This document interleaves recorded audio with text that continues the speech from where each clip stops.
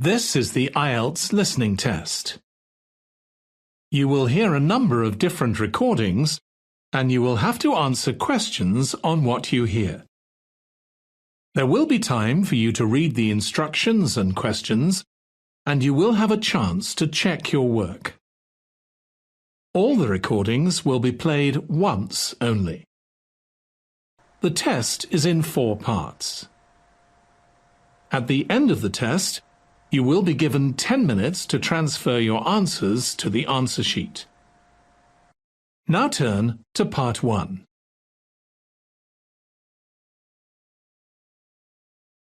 Part 1. You will hear the secretary of a social club telephoning a tourist information office to get information for a group visit to the town of Tidborough. First, you have some time to look at questions 1 to 6.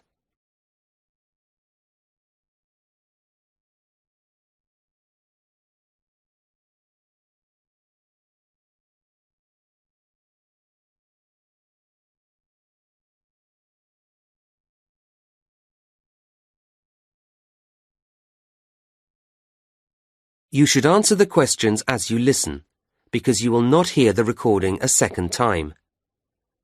Listen carefully to the first part of the conversation and answer questions 1 to 6. Hello, this is Tidborough Tourist Office, Derek speaking. How can I help you? Good afternoon. My name's Clara Swift. I'm the secretary of a social club and we're planning a visit to Tidborough. Oh, yes. So I'd like to ask you some questions, if I may, to help with our plans. Of course. We're here to help. Now, we're thinking of staying in the youth hostel, as we'll be a group and it's quite cheap. Yes, and comfortable too. But could you tell me how far outside the centre it is? Oh, it's not too bad. It's only 1 kilometre from the station, which is very convenient, and 2 kilometres from the very centre of town. There's a frequent bus service. That doesn't sound too bad. Actually, I've tried phoning them but had no reply. You can check out everything you need to know if you go to www.cheapstay.com. That's their own site. It's quite new. And you could email them with your requirements directly from it. Well, that sounds good, thank you. We'll be staying in the 3rd week of March. Will there be any special events going on then? Yes, that includes the 22nd, doesn't it? Good. That's when the street festival is held. It's great fun. Lots going on. It's held every year. OK. And when that's finished, if you've any energy left, you and your group might enjoy a concert we're putting on. Is it classical music or rock? Well, quite a mixture, actually. The point is that it's all performed by local musicians, and between them, they'll be playing most things. It sounds a little strange, but I guess it could be interesting. It seems we've chosen a good week to come. Is there anything else on? Oh, yes, indeed. The City Museum, which was recently completely restored, often has interesting exhibitions. There are some weird and wonderful modern paintings at the moment. That's a good exhibition. Then, opening on March the 24th, when you'll be here, it changes to natural history. I'd recommend it. Oh, I've made a note of that. Now, some of our group are quite young, and they may prefer to do things that they feel are more active than walking round museums and so on. What will they be able to do? Throughout March, in fact, the sports centre is going to be closed. But the swimming pool will remain open, and there's the park for general relaxation. That sounds all right. Before you hear the rest of the conversation, you have some time to look at questions 7 to 10.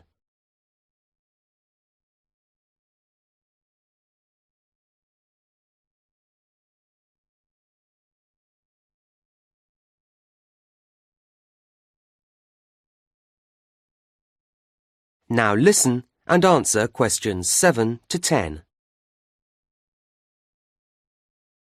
And were you planning to go on any excursions while you were here? Yes, I was going to ask you. I gather there's a very picturesque train journey out along the coast? The Beach Express. Yes, it's lovely. It's an old-fashioned train. Not an express at all, in fact, but it chugs along, giving you marvellous views. Does it go often? No, it's just a tourist special, really. But it sets off in the morning at 9:30, and it's very popular, so I'd get there no later than 9:15 if I were you. The station opens at 9, so you can get a coffee or something while you wait. It sounds lovely. And for tickets? Well, as I say, it may be crowded at the station, so it's probably more convenient to get them beforehand from us at the tourist office.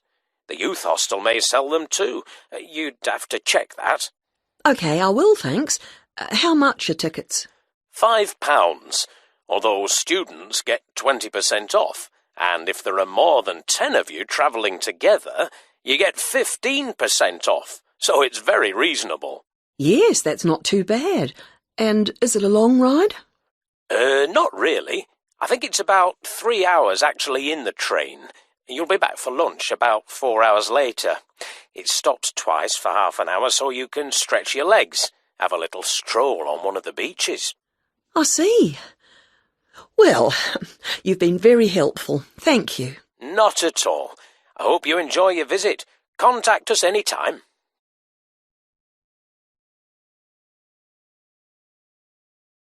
That is the end of part 1.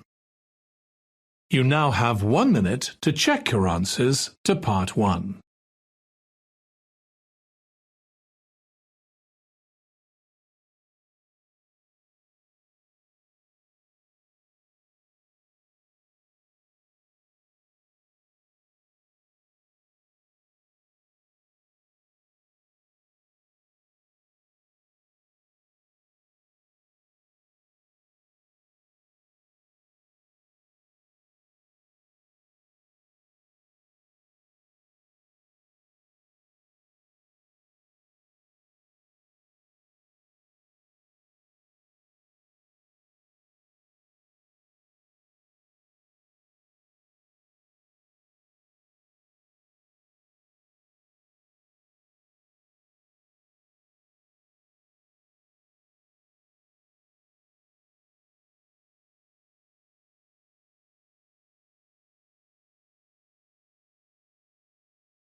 Part 2.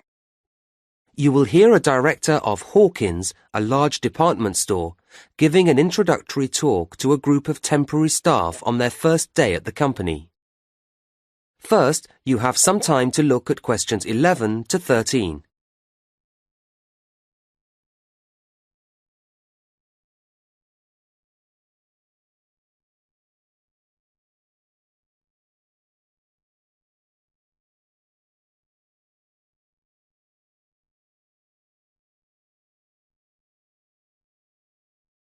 Now listen to the first part of the talk and answer questions 11 to 13.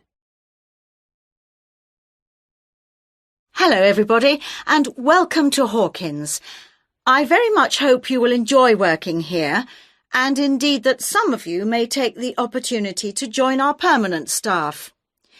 Now, my purpose this morning is to give you a short overview of Hawkins and a few pointers about working here. Then I'll hand over to Celia, Head of Human Resources, to begin the training proper. Right, now we've seen quite a mixed history in sales recently at Hawkins. 5 years ago, we saw the beginning of a success period as sales climbed at an exciting rate, but then they went flat again for a few years, although we're delighted that they've recovered in the last year to rise again, so the future looks bright. As a company, we have to watch and be proactive about where these sales are coming from. All of you here will be allocated to different departments, but you may be interested to know where your area stands in relationship to others. Hawkins was traditionally basically a clothing retailer, and clothes remain an important part of our business, but over recent years we've seen that reduce as food and electrical have both grown, leaving us equally balanced on all fronts at the present time. This is a situation we'd be pleased to maintain, although the general increase in food spending is predicted to affect all major players in our sector. Well, that's us. What about you, as temporary staff? Where do you fit in? Any business that operates in a changing climate must rely heavily on contributions from a flexible proportion of its staff, and Hawkins is no exception. Last year, we recruited temporary staff into every department, and this year we've done that again, actually increasing the numbers, and we expect to take on an even higher proportion next year. So you'll be playing an important part in our success. Before you hear the next part of the talk, you have some time to look at questions 14 to 20.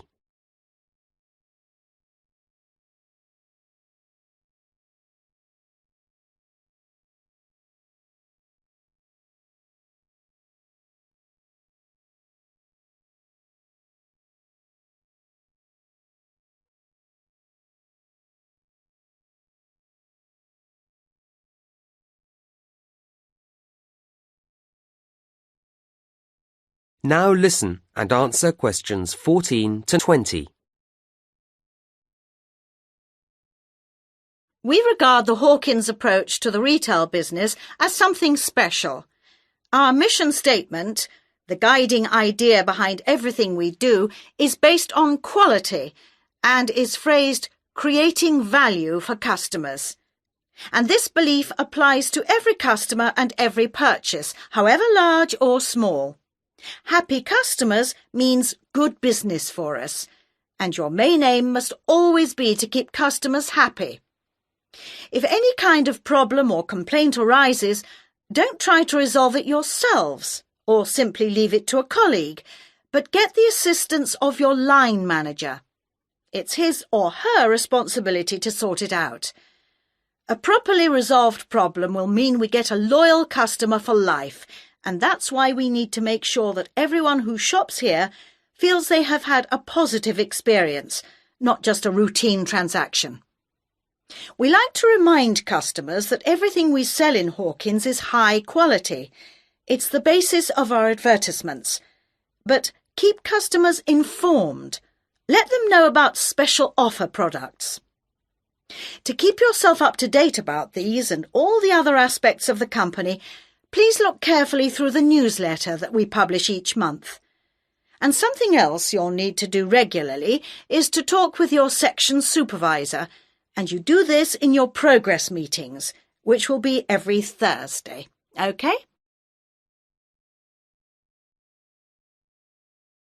Right, just a few things and then I'll hand over. I think you were all asked for details of your certificates when you filled in your initial application form. Can you make sure that you provide the Human Resources Office with copies of them by the end of the week? There's a pile of information videos on the table at the back there, and I'd like you to take one each. And please make sure you watch it carefully when you get home this evening. It contains lots of important facts and advice. Will you also pick up your security pass by the end of the day from the office on the 4th floor, as you'll need it to get in tomorrow.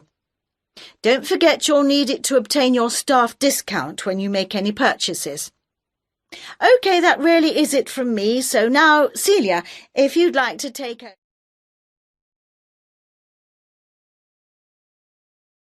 That is the end of part 2. You now have 30 seconds to check your answers to part 2.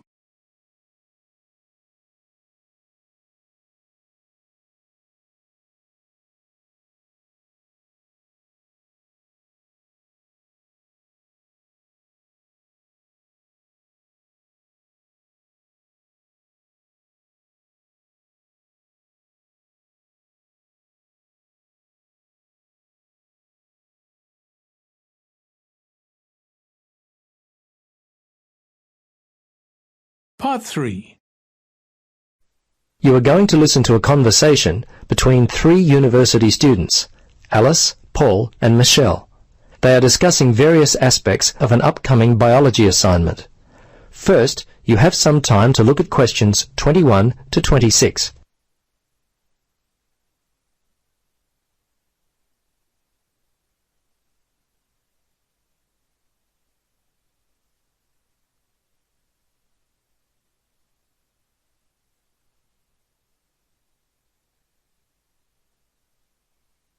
Now listen and answer questions 21 to 26. Hello, Paul. Hi, Alice. Hi, Michelle. Hi, Paul. Where are you going with all those books? Well, I'm preparing for my marine studies paper. Really? What are you doing your paper on? I haven't even started mine. Well, since I've always been interested in communication, I wanted to take a closer look at how aquatic animals communicate. Communicates? Really, Paul? You think that's interesting? Well, yes, Alice. Actually, it's been much more interesting than I had expected it would be. I'm finding the information fascinating. I bet you'd be surprised at some of the things I've learned. Yeah, like what?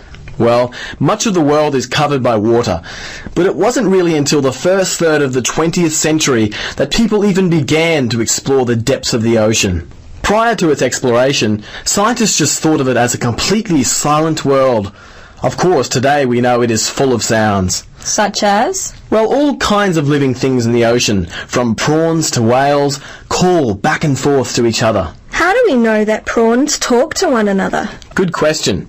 The answer is we listen to them. How scientists do it is through a special device called the hydrophone. Now, what a hydrophone does is convert the sound energy into electrical energy. It's a very clever device. Kind of like a water telephone? Well, yes. Quite like that, except the communication is only one way. Sounds more like spying on animals to me. Well, I suppose it is to a certain degree. Scientists can hear all kinds of sounds. Grunting, crackling, buzzing. It turns out that the ocean is quite a noisy place. Many underwater sounds have been identified, but even more still await classification. Fish in a public aquarium are quite, well, talkative. So scientists have been able to record their sounds and match them with mystery calls heard from the open sea. So who's the noisiest in the underwater world? I'll bet it's the dolphin. You're right, the dolphin is noisy. But by far the most widespread and persistent noisemakers are the smaller animals living in the sea. Not fish, but an animal that lives on the sea floor and grows no more than about 5 centimetres. Here, have a look at this table I've started.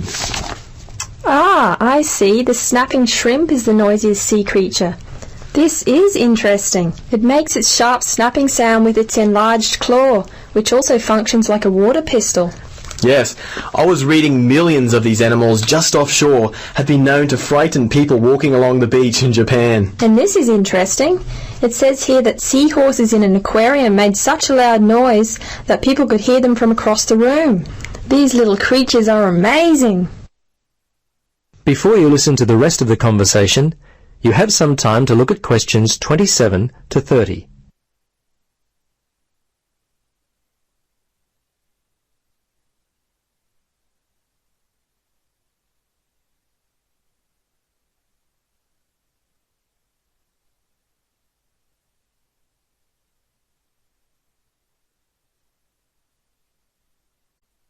Now listen and answer questions 27 to 30. Say, Paul, your early research has really prompted me to get started on my own paper. You look like you've already done quite a lot of work on it, but the assignment isn't due for at least another month. Is that right? Let's see, Michelle. I think you may be a little wrong there. Let me get my class folder and we'll have a look. I know that our class participation is worth 30%, but what's this assignment worth? Isn't it 40%? Here it is. Yes. Actually, it's worth 30%. It's the second assignment due later on that's worth 40%. It says here, okay, there are 3 pieces of assessment. There's the 2 assignments and the in-class feedback on student oral presentations, which forms part of assignment 2. Now it says that the first written assignment is composed of 3 parts. Yes, I recall the professor talking about those, especially the word length for part 1. The research essay, it's 1200, isn't it? It's due in week 6? Yes, that's correct for part 1, but only 800 for part 2, the field study, which is due in week 7. Oh, that's bad news. I thought I had much more time than that. I don't know how I could have been so wrong. I guess I need to purchase a diary or I'm going to get left behind. Yes, I write all my due dates on a monthly calendar which hangs on the wall next to my desk. I found that this has helped me to stay organised. I usually divide the project into weeks. Each week, I set aside some time for all of my assignments. For example, Part 3, the report on findings, isn't due till week 9, but I've already started working on it. Wow, I'm impressed. I guess you lead a pretty worry-free life. Not at all. It just means I get a little more sleep than most students around the due date of the assignment. Well, Paul, you certainly have inspired me. Yeah, me too. I'll be purchasing a desk calendar as soon as I get a chance. Well, I'm off. Alice, Michelle, it was great talking to both of you. All the best with your assignments. Thanks. Bye. Bye. That is the end of part 3. You now have 30 seconds to check your answers to part 3.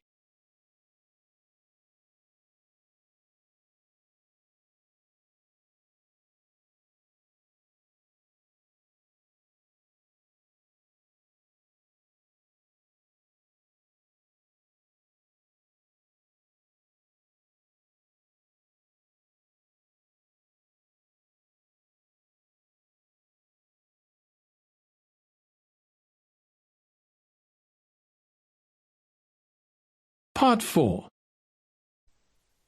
You are going to listen to a talk from a horse expert, Dr. Alan Sampson. First, you have some time to look at questions 31 to 40.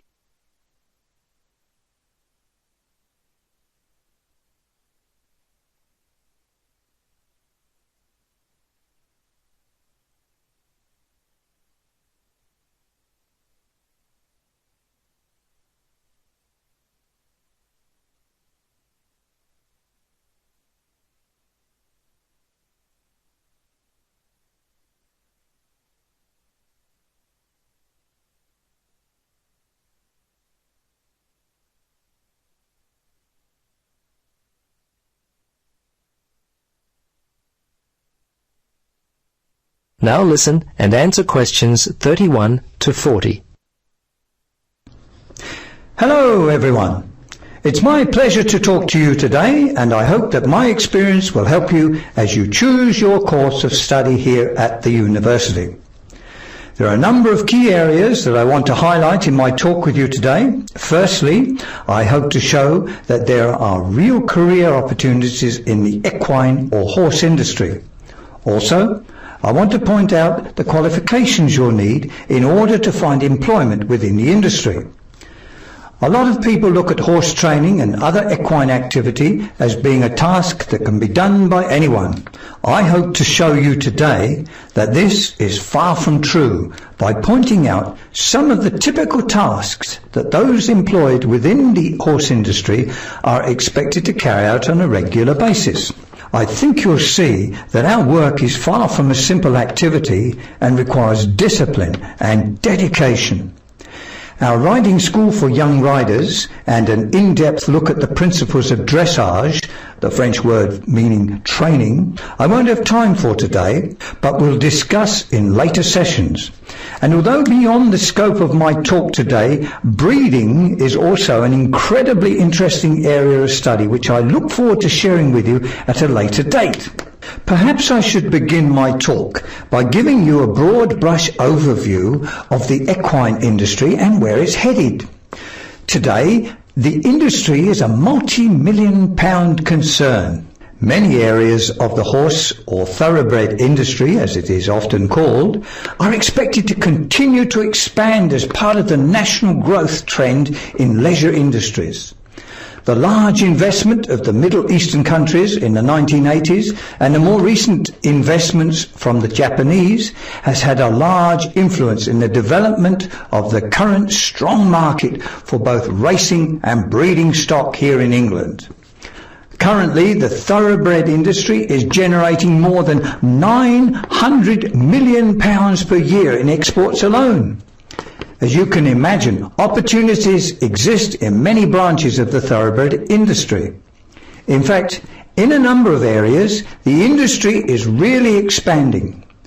Here in England, around 50,000 people are employed in the primary equine industry and a further 20,000 in ancillary industries. Of course, as with all other industries, practical experience is essential to prove ability and commitment.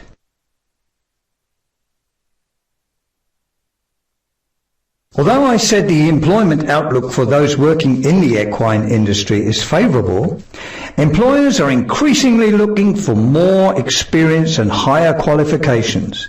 Individuals intending to take up study often ask me which courses I recommend. Well, there is a good selection of courses to choose from.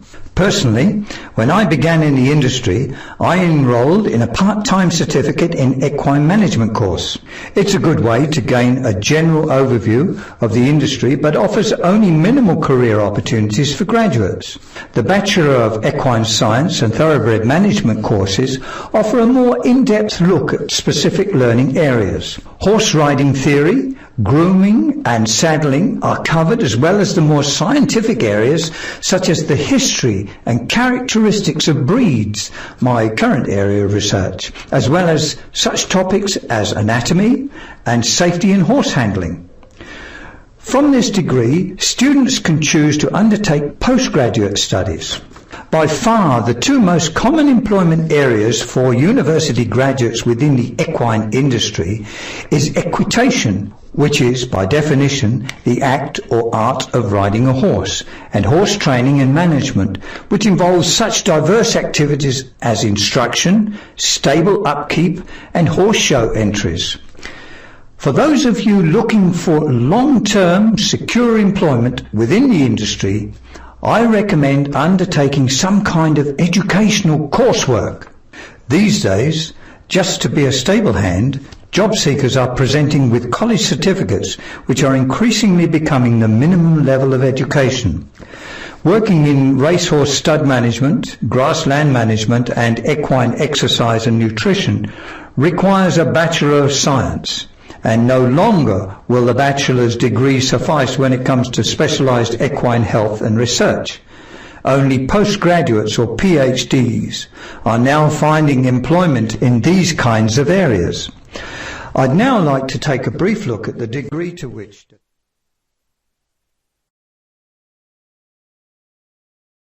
That is the end of Part 4. You now have 1 minute to check your answers to Part 4. That is the end of the listening test. In the IELTS test, you would now have 10 minutes to transfer your answers to the answer sheet.